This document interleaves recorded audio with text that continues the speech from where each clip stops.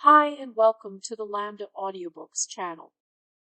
You are listening to the audiobook Dracula by Bram Stoker. This chapter is titled Chapter 22, Jonathan HARKER'S Journal. Beginning chapter. 3 October. As I must do something or go mad, I write this diary. It is now 6 o'clock, and we are to meet in the study in half an hour and take something to eat, for Dr. Van Helsing and Dr. Seward are agreed that if we do not eat, we cannot work our best. Our best will be, God knows, required today. I must keep writing at every chance, for I dare not stop to think. All, big and little, must go down. Perhaps at the end the little things may chase most. The teaching, big or little, could not have landed Mina or me anywhere worse than we are today. However, we must trust and hope. Poor Mina told me just now, with the tears running down her dear cheeks, that it is in trouble and trial that our faith is tested, that we must keep on trusting, and that God will aid us up to the end. The end. The end. Oh my God! What end? To work. To work. When Dr. Van Helsing and Dr. Seward had come back from seeing poor Renfield, we went gravely into what was to be done.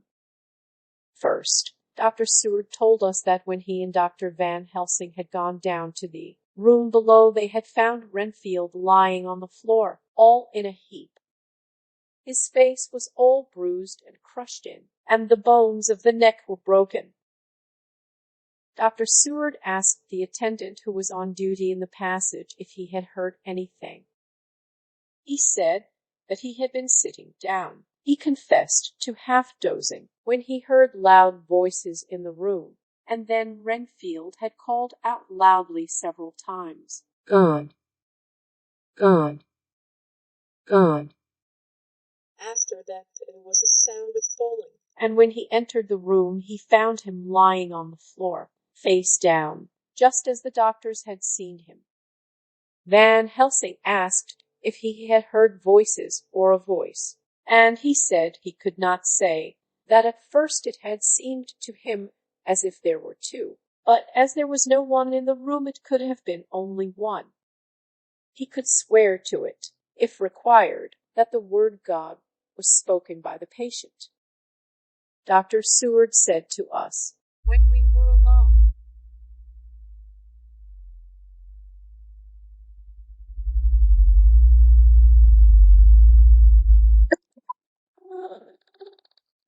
that he did not wish to go into the matter. The question of an inquest had to be considered, and it would never do to put forward the truth, as no one would believe it.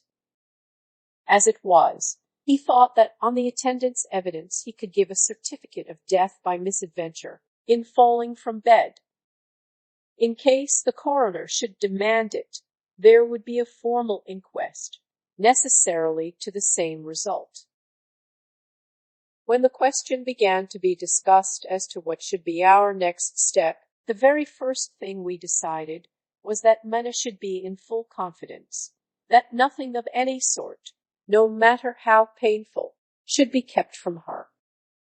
She herself agreed as to its wisdom, and it was pitiful to see her so brave and yet so sorrowful, and in such a depth of despair. There must be no concealment, she said. Alas, we have had too much already. And besides, there is nothing in all the world that can give me more pain than I have already endured, than I suffer now.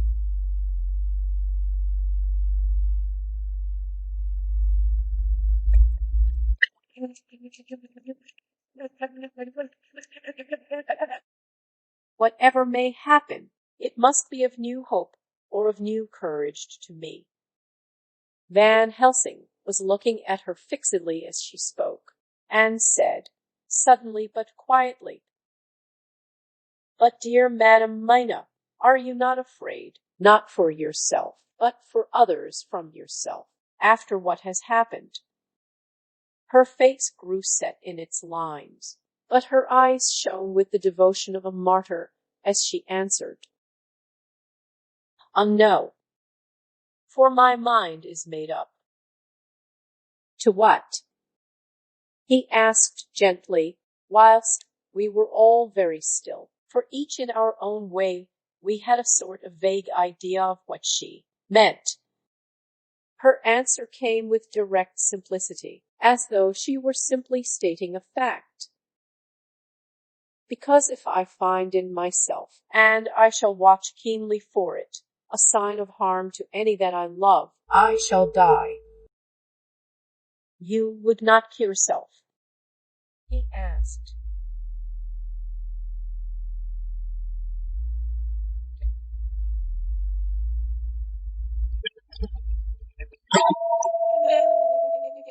Hoarsely. I would, if there were no friend who loved me, who would save me such a pain, and so desperate an effort. She looked at him meaningly as she spoke. He was sitting down, but now he rose and came close to her and put his hand on her head, as he said solemnly, My child, there is such an one, if it were for your good. For myself, I could hold it in my account with God to find such an euthanasia for you, even at this moment, if it were best. Nay, were it safe. But, my child ere, for a moment he seemed choked, and a great sob rose in his throat. He gulped it down and went on. There are here some who would stand between you and death. You must not die. You must not die by any hand, but least of all by your own. Until the other, who has fouled your sweet life, is true dead, you must not die, for if he is still with the quick undead, your death would make you even as he is. No, you must live. You must struggle and strive to live, though death would seem a boon unspeakable. You must fight death himself, though he come to you in pain or in joy, by the day or the night, in safety or in peril. On your living soul I charge you that you not die, nay, nor think of death, till this great evil be past. The poor dear grew white as death, and shook and shivered, as I have seen a quicksand shake and shiver at the incoming of the tide. We were all silent. We could do nothing. At length she grew more calm, and turning to him said, sweetly, but oh, so sorrowfully, as she held out her hand, I promise you, my dear friend, that if God will let me live, I shall strive to do so, till, if it may be in his good time, this horror may have passed away from me. She was so good and brave that we all felt that our hearts were strengthened to work and endure for her, and we began to discuss what we were to do.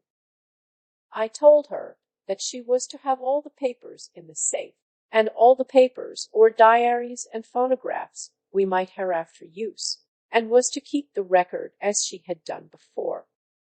She was pleased with the prospect of anything to do, if pleased could be used in connection with so grim an interest.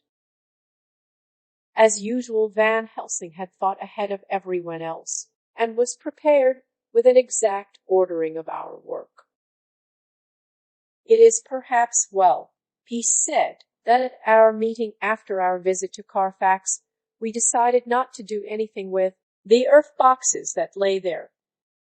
Had we done so, the Count must have guessed our purpose, and would doubtless have taken measures in advance to frustrate such an effort with regard to the others. But now he does not know our intentions. Nay, more, in all probability, he does not know that such a power exists to us as can sterilize his lairs, so that he cannot use them as of old. We are now so much further advanced in our knowledge as to their disposition that, When we have examined the house in Piccadilly, we may track the very last of them. Today, then, is ours, and in it rests our hope. The sun that rose on our sorrow this morning guards us in its course. Until it sets to night, that monster must retain whatever form he now has. He is confined within the limitations of his earthly envelope. He cannot melt into thin air nor disappear cracks or chinks or crannies. If he go through a doorway, he must open the door like a mortal. And so we have this day to hunt out all his lairs and sterilize them.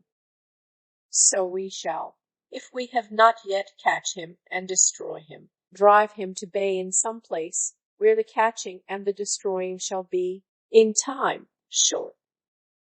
Here I started up, for I could not contain myself at the thought that the minutes and seconds so preciously laden with Minna's life and happiness were flying from us, since whilst we talked action was impossible. But Van Helsing held up his hand warningly. Nay, friend Jonathan, he said, in this, the quickest way home is the longest way, so your proverbs say. We shall all act and act with desperate quick when the time has come. But think.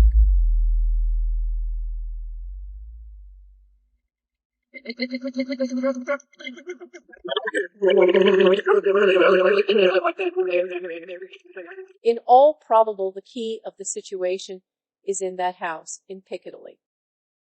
The Count may have many houses which he has bought. Of them he will have deeds of purchase, keys, and other things. He will have paper that he write on. He will have his book of checks. There are many belongings that he must have somewhere. Why not in this place so central, so quiet, where he come and go by the front or the back at all hour, when in the very vast of the traffic there is none to notice? We shall go there and search that house, and when we learn what it holds, then we do what our friend Arthur call, in his phrases of hunt, stop the earths, and so we run down our old fox. So, is it not? Then let us come at once, I cried. We are wasting the precious time. Precious. The professor did not move, but simply said, and how are we to get into that house in Piccadilly? Any way, I cried. We shall break in if need be. And your police, where will they be?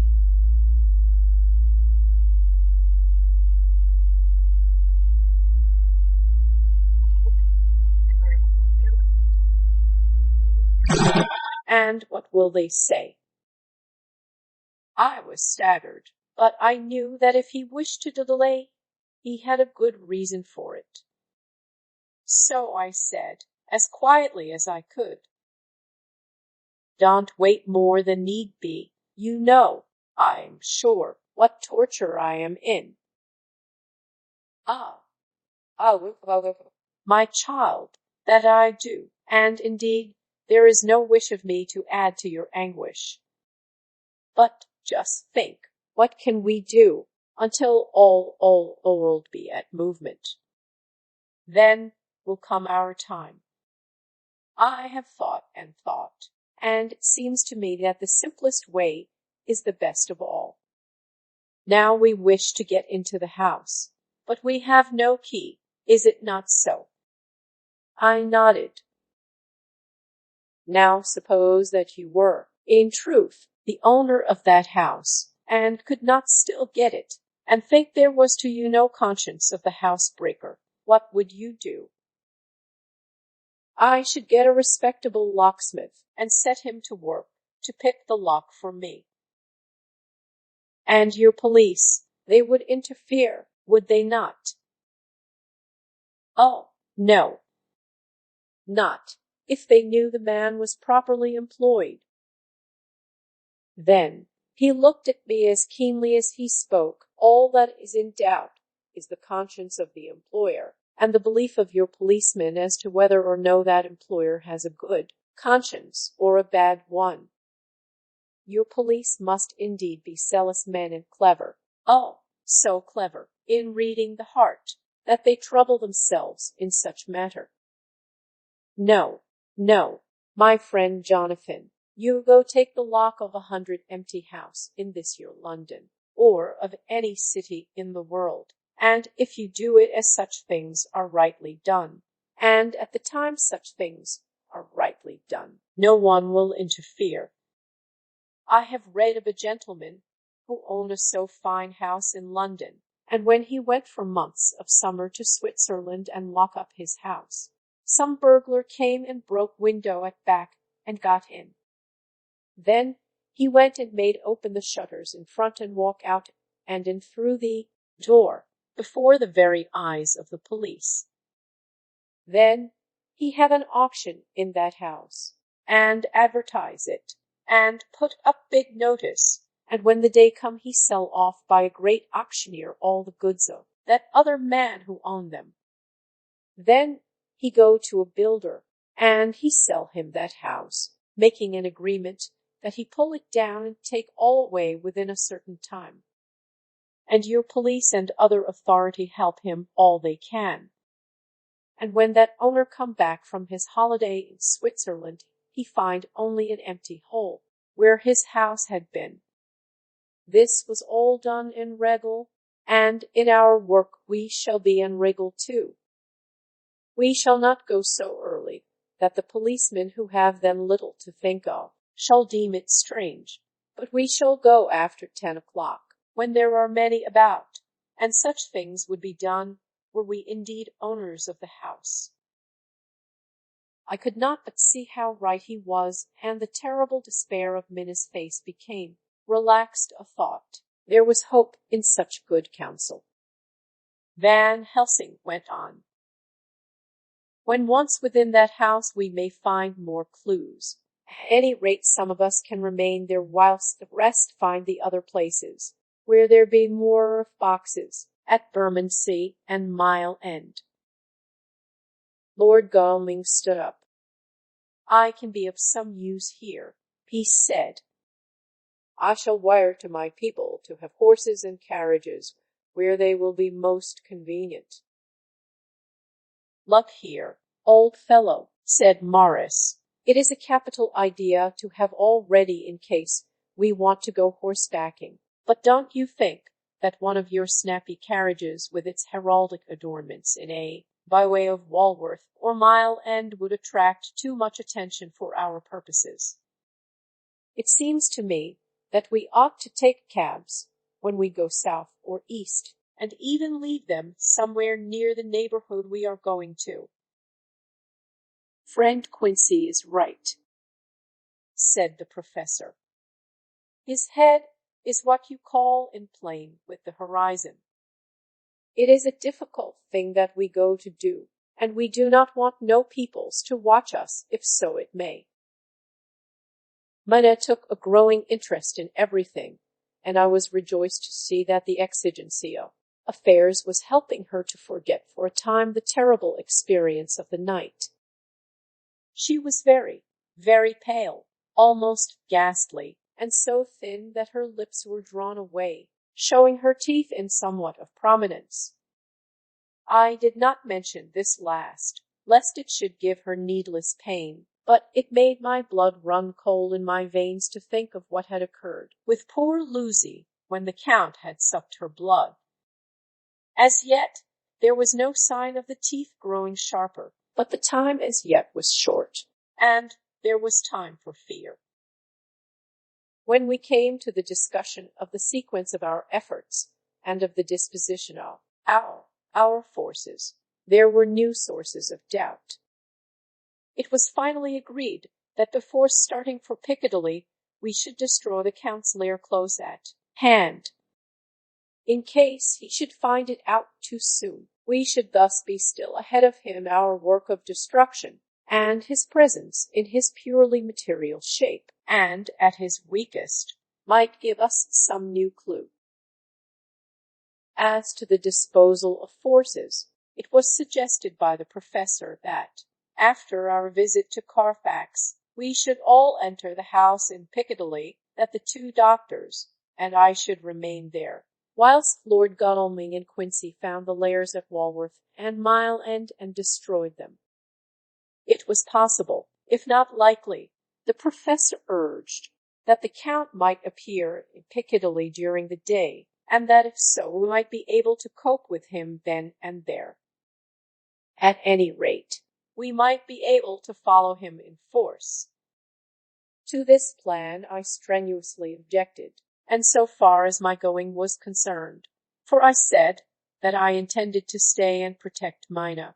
I thought that my mind was made up on the subject, but Minna would not listen to my objection. She said that there might be some long matter in which I could be useful, that amongst the Count's papers might be some clue which I could understand out of my experience in Transylvania, and that, as it was, all the strength we could muster was required to cope with the Count's extraordinary power. I had to give in, for Minna's resolution was fixed. She said that it was the last hope for her that we should all work together. As for me, she said, I have no fear. Things have been as bad as they can be, and whatever may happen must have in it some element of hope or comfort. Though my husband, God can, if he wishes it, guard me as well alone as with any one present. So I started up crying out, then in God's name let us come at once, for we are losing time.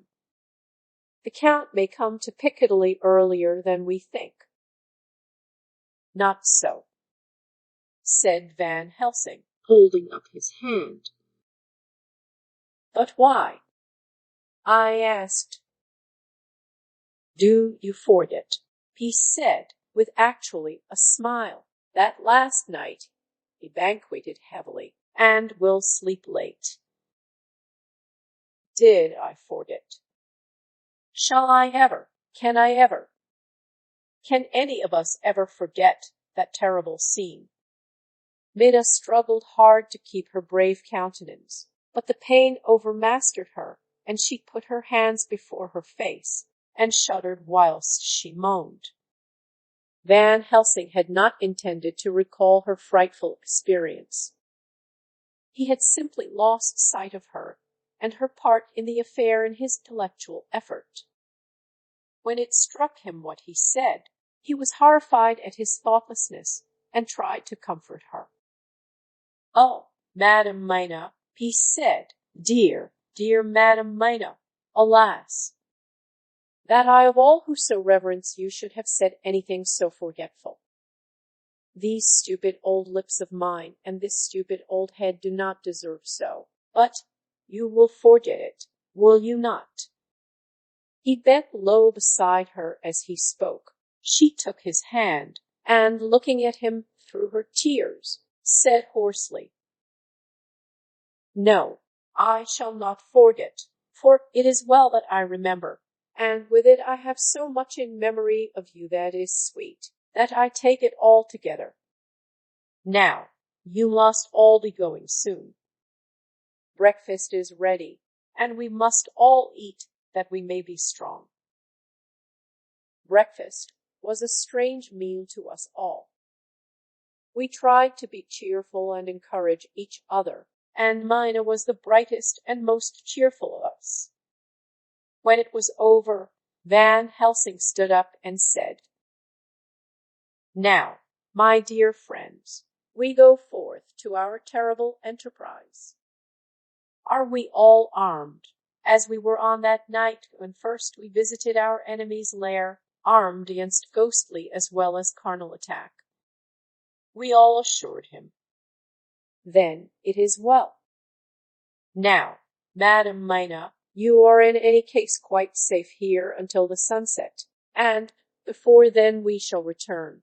Affair, we shall return. But before we go, let me see you armed against personal attack. I have myself since you came down, prepared your chamber by the placing of things of which we know, so that he may not enter. Now let me guard yourself. On your forehead I touch this piece of sacred wafer in the name of the Father, the Son, and here." There was a fearful scream which almost froze our hearts to hear. As he had placed the wafer on Minna's forehead, it had seared it, had burned into the flesh as though it had been a piece of white-hot metal. My poor darling's brain had told her the significance of the fact as quickly as her nerves received the pain of it, and the two so overwhelmed her that her overwrought nature had its voice in that dreadful scream. But the words to her thought came quickly. The echo of the scream had not ceased to ring on the air when there came the reaction, and she sank on her knees on the floor in an agony of abasement, pulling her beautiful hair over her face. As the leper of old his mantle, she wailed out, "Unclean, clean, unclean, clean. Even the Almighty shuns my polluted flesh. I must bear this mark of shame upon my forehead until the judgment day." They all posed. I had thrown myself beside her in an agony of helpless grief, and putting my arms around held her tight. For a few minutes our sorrowful hearts beat together, whilst the friends around us turned away their eyes that ran tears silently. Then Van Helsing turned and said gravely, so gravely that I could not help feeling that he was in some way inspired, and was stating things outside himself.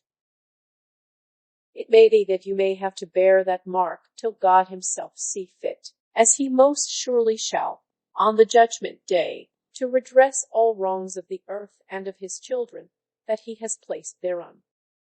And, oh, Madam Mina, my dear, may we who love you be there to see, when that red scar, the sign of God's knowledge of what has been, shall pass away, and leave your forehead as pure as the heart we know.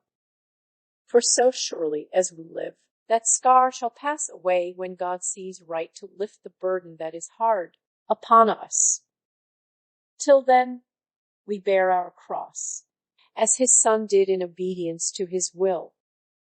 It may be that we are chosen instruments of his good pleasure, and that we assent to his bidding as that other through stripes and shame, through tears and blood, through doubts and fears, and all that makes the difference between God and man." There was hope in his words, and comfort, and they made for resignation. Minna and I both felt so, and simultaneously we each took one of the old man's hands and bent over and kissed it. Then, without a word, we all knelt down together, and, all holding hands, swore to be true to each other. We men pledged ourselves to raise the veil of sorrow from the head of her whom, each in his own way, we loved, and we prayed for help and guidance in the terrible task which lay before us. It was then time to start. So I said farewell to Mina, a parting which neither of us shall forget to our dying day, and we set out. To one thing I have made up my mind. If we find out that Minna must be a vampire in the end, then she shall not go into that unknown and terrible land alone. I suppose it is thus that in old times one vampire meant many, just as their hideous bodies could only rest in sacred earth. So the holiest love was the recruiting sergeant for their ghastly ranks. We entered Carfax without trouble, and found all things the same as on the first occasion. It was hard to believe that amongst so prosaic surroundings of neglect and dust and decay there was any ground for such fear as already we knew. Had not our minds been made up, and had there not been terrible memories to spur us on, we could hardly have proceeded with our task. We found no papers, or any sign of use in the house, and in the old chapel the great boxes looked just as we had seen them last. Dr. Van Helsing said to us solemnly as we stood before them, "And now, my friends, we have a duty here to do. We must sterilize this earth, so sacred of holy memories, that he has brought from a far distant land for such fell use. He has chosen this earth because it has been holy. Thus, we defeat him with his own weapon, for we make it more holy still. It was sanctified to such use of man, now we sanctify it to God." As he spoke, he took from his bag a screwdriver and a wrench, and very soon the top of one of the cases was thrown open. The earth smelled musty and close, but we did not somehow seem to mind, for our attention was concentrated on the professor. Taking from his box a piece of the sacred wafer, he laid it reverently on the earth, and then shutting down the lid began to screw it home, we aiding him as he worked. One by one we treated in the same way each of the great boxes, and left them as we had found them to all appearance, but in each was a portion of the host. When we closed the door behind us, the professor said solemnly, "So much is already done. If it may be with all the others we can be so successful, then the sunset of this evening may shine on Madame Minna's forehead all white as ivory, and with no stain." As we passed across the lawn on our way to the station to catch our train, we could see the front of the asylum. I looked eagerly, and in the window of my own room saw Minna. I waved my hand to her, and nodded to tell that our work there was successfully accomplished. She nodded in reply to show that she understood. The last I saw, she was waving her hand in farewell. It was with a heavy heart that we sought the station and just caught the train, which was steaming in as we reached the platform. I have written this in the train. Piccadilly, 12:30 o'clock. Just before we reached Fenchurch Street, Lord Godalming said to me, "Quincy and I will find a locksmith.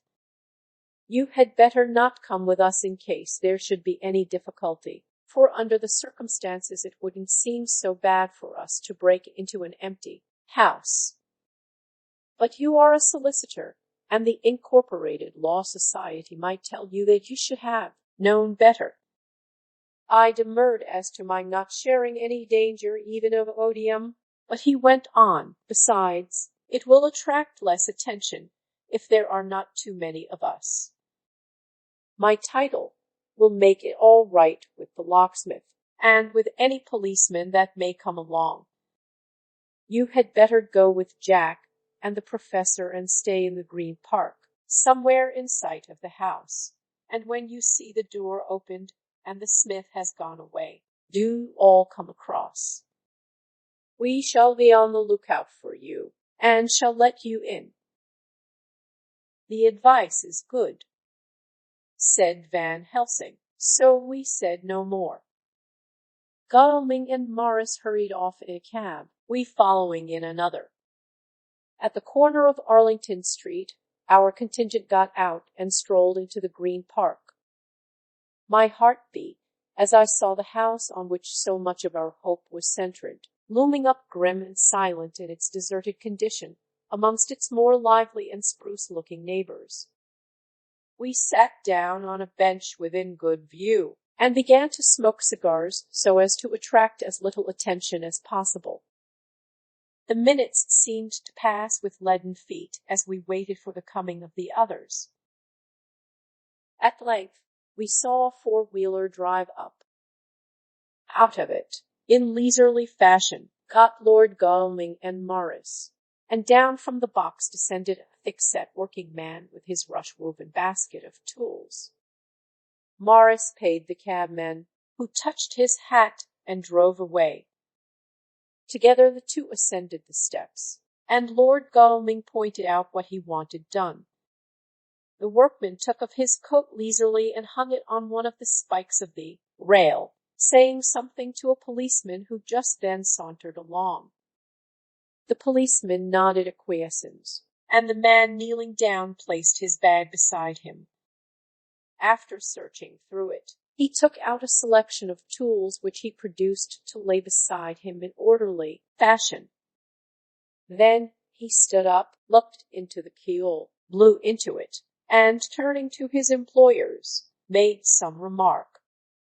Lord Godalming smiled, and the man lifted a good-sized bunch of keys. Selecting one of them, he began to probe the lock, as if feeling his way with it.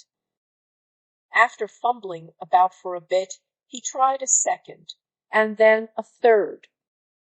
All at once the door opened under a slight push from him, and he and the two others entered the hall. We sat still. My own cigar burnt furiously, but Van Helsing's went cold altogether. We waited patiently as we saw the workman come out and bring in his bag. Then he held the door partly open, steadying it with his knees, whilst he fitted a key to the lock. This he finally handed to Lord Godalming, who took out his purse and gave him something. The man touched his hat, took his bag, put on his coat, and departed. Not a soul took the slightest notice of the whole transaction. When the man had fairly gone, we three crossed the street and knocked at the door. It was immediately opened by Quincy Morris, beside whom stood Lord Godalming lighting a cigar. "The place smells so vilely," said the latter as we came in. It did indeed smell vilely, like the old chapel at Carfax, and with our previous experience it was plain to us that the Count had been using the place pretty freely. We moved to explore the house, all keeping together in case of attack, for we knew we had a strong and wily enemy to deal with, and as yet we did not know whether the Count might not be in the house.